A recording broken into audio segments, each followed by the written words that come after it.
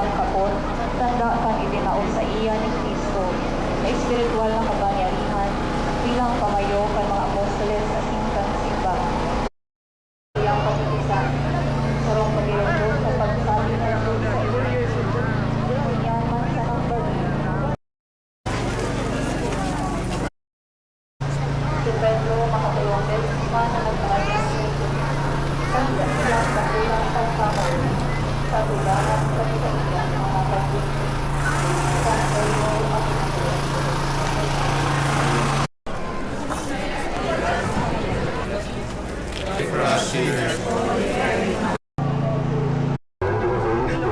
as it was in the beginning, is now and ever shall be, world. Holy be thy name.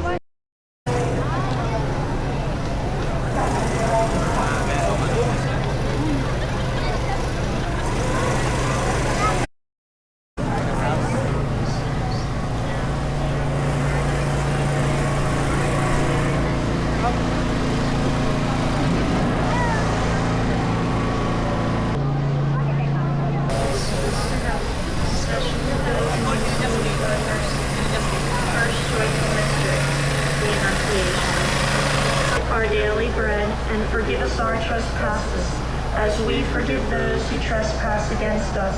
And lead us not into temptation.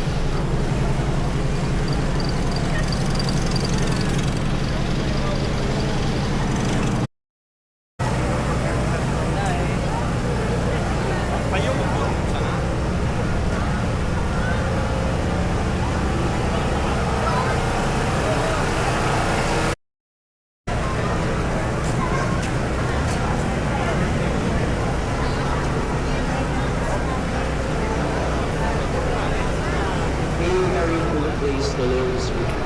Blessed are you among women, and blessed is the fruit.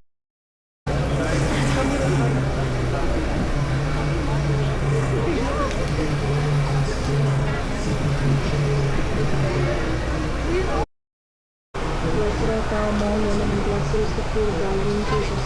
Holy Mary, Mother of God, pray for us sinners, now and at the hour of our death. Amen. Hail Mary, full of grace, the Lord is with thee. Blessed art thou.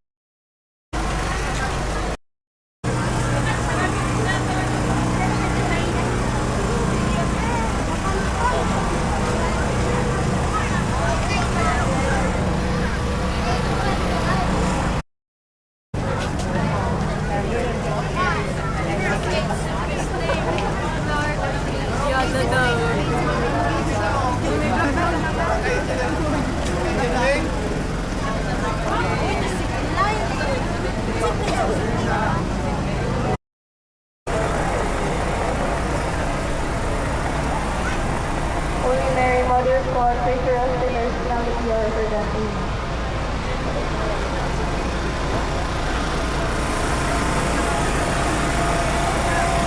Pray for us sinners, now and at the hour of our death. Amen.